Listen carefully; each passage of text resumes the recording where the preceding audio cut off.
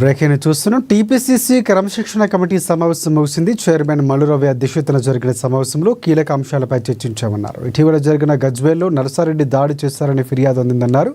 ఈ ఘటనపై కమిటీ వేశామని తెలిపారు. 10 రోజుల్లో నివేదిక ఇస్తున్నామని తెలిపారు. అలాగే కాంగ్రెస్ పార్టీ ఎమ్మెల్యే కోమటిరెడ్డి రాజగోపాల్ రెడ్డి అంశంపై క్లారిటీ ఇచ్చారు. రాజగోపాల్ రెడ్డి వ్యాఖ్యలపై వివరాలు సేకరిస్తున్నామని, వచ్చే సమావేశంలో ఈ అంశంపై చర్చిస్తామని మల్లురవి తెలిపారు. ఇటీవల కాలంలో తనకు మంత్రి పదవి ఇవ్వకపోవడంపై పలుమార్లు ఆయన చేసిన వ్యాఖ్యలు వివాదాస్పదమయ్యాయి. ఇదే అంశానికి సంబంధించి పూర్తి అప్డేట్స్ అందించేందుకు మా సీఎంఓ ప్రతినిధి రమేష్ మనకు లైవ్లో సిద్ధంగా ఉన్నారు. రమేష్, చెప్పండి పూర్తి అప్డేట్స్ అంటే.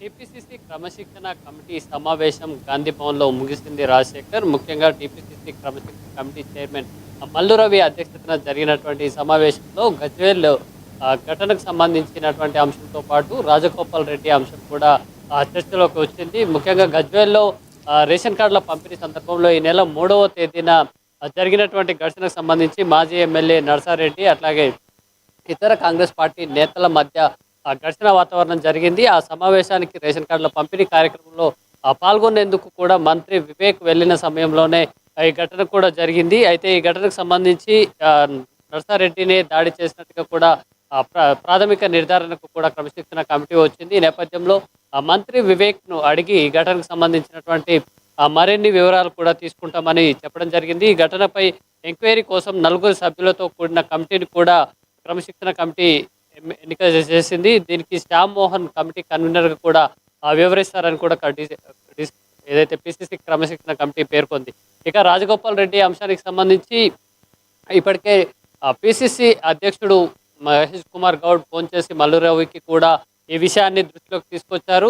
దానికి సంబంధించి ఆయన పలుమార్లు ఇటు రేవంత్ రెడ్డిపై కానీ సీఎం ప్రభుత్వం, తెలంగాణ ప్రభుత్వంతో పాటు కాంగ్రెస్ పార్టీకి సంబంధించినటువంటి అంశాలపై బహిరంగ సభల్లో కూడా మాట్లాడుతూ వస్తున్నటువంటి సందర్భంలో ఆయన వ్యాఖ్యలను కూడా పరిశీలించాలని కూడా పిసిసి క్రమశిక్షణ కమిటీ దృష్టికి కూడా పిసిసి చీఫ్ అయితే తీసుకొచ్చినటువంటి పరిస్థితి ఉంది. ఈ నేపథ్యంలో వచ్చే మంగళవారం మరొకసారి కూడా పిసిసి క్రమశిక్షణ కమిటీ సమావేశం కాబోతుంది. ఆ సమావేశంలో రాజగోపాల్ రెడ్డి అంశాన్ని కూడా పరిశీలిస్తామని మల్లురవి అయితే స్పష్టం చేసినటువంటి పరిస్థితి ఉంది. రాజశేఖర్, ఏదైతే తెలంగాణకు సంబంధించి స్థానిక సంస్థలు ఎన్నికలు వస్తున్న నేపథ్యంలో ఇలాంటి ఘటనలు జరుగుతుండడం, కాంగ్రెస్ పార్టీకి సంబంధించినటువంటి అంశాలను బహిరంగ వేదికలపై అట్లా బహిరంగంగా మాట్లాడకూడదు. ఏదైనా అంశాలపై విభేదాలు వచ్చిన నేపథ్యంలో లేదా ఇంకా ఏదైనా కాంగ్రెస్ పార్టీ నేతలకు సంబంధించినటువంటి డిమాండ్లు ఉన్న నేపథ్యంలో పార్టీకి సంబంధించినటువంటి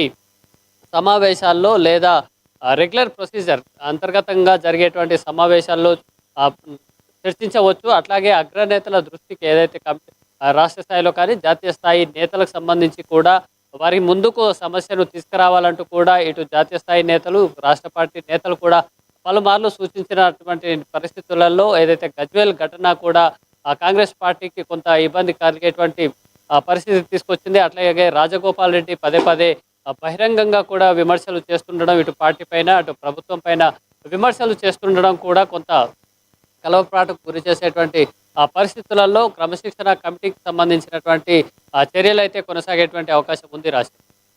right, thanks for updates Ramesh. ఈరోజు క్రమశిక్షణ కమిటీ 2.5 గంటలు కూర్చొని కొన్ని విషయాల మీద నిర్ణయం తీసుకోవడం జరిగింది. ఈ మధ్య ఇంతకుముందు జరిగిన మీటింగ్లో వరంగల్ సంబంధించి సబ్జెక్టు ఒక కొలిక్కొచ్చి అందరూ కలిసి పని చేయాలనే నిర్ణయానికి వచ్చామనే సంగతి మీ అందరికీ చెప్పాం.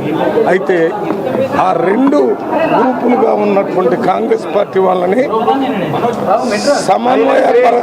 సమన్వయపరచటానికి ఒక 3 సీనియర్ కాంగ్రెస్ పార్టీల నాయకులతో కమిటీ వేయాలని పిసిసి అధ్యక్షుడికి మా డిసిప్లినరీ కమిటీ తరఫున ఒక లెటర్ రాశాం. 3 సీనియర్ నాయకులతో వేస్తే అక్కడ ఉన్న 2 గ్రూపుల నాయకులతో మాట్లాడి సమన్వయపరిచి పని చేసుకుంటానికి బాగుంటుందని అదొక నిర్ణయం చేశాం. రెండోది, ఇక్కడ గజ్వేల్ దగ్గర మొన్న విజయ్ అని ఒక ఎస్సీ యువకుడి మీద అక్కడ డిసిసి ప్రెసిడెంట్ నర్సారెడ్డి గారు వారు అనుయాయులు దాడి చేశారని మాకు రిప్రజెంటేషన్ ఇచ్చారు. వారితో పాటు వేరే వాళ్ళు కూడా వచ్చి ఇచ్చారు. ఆ రిప్రజెంటేషన్ మీద చాలా వివరాలన్నీ తెలుసుకున్నాం. విజయ్ కుమార్తోని వారితో పుచ్చి అక్కడ ప్రత్యక్షంగా చూసినటువంటి నాయకులతో 10 మంది అభిప్రాయాలు తెలుసుకున్న తర్వాత మరి మా కమిటీ ఒక నిర్ణయానికి ఏమొచ్చిందంటే ఈ విషయాలన్నిటి ఈ సమస్య జరిగినప్పుడు వివేక్ గారు ఇన్ఛార్జి మినిస్టర్ వారి సమక్షంలోనే జరిగిందని చెప్పారు.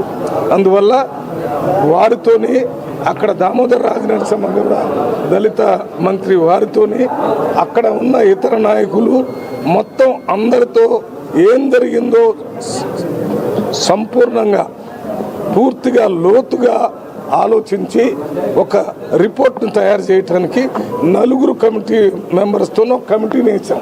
అది డిసిప్లినరీ కమిటీ మెంబర్సే. ఆ కమిటీకి కన్వీనర్గా శ్యామ్ మోహన్ గారు ఉంటారు కన్వీనర్గా. నెంబర్ 2 కమలాకర్ రావు గారు ఉన్నారు. నెంబర్ 3 నిరంజన్ రెడ్డి గారు ఉన్నారు.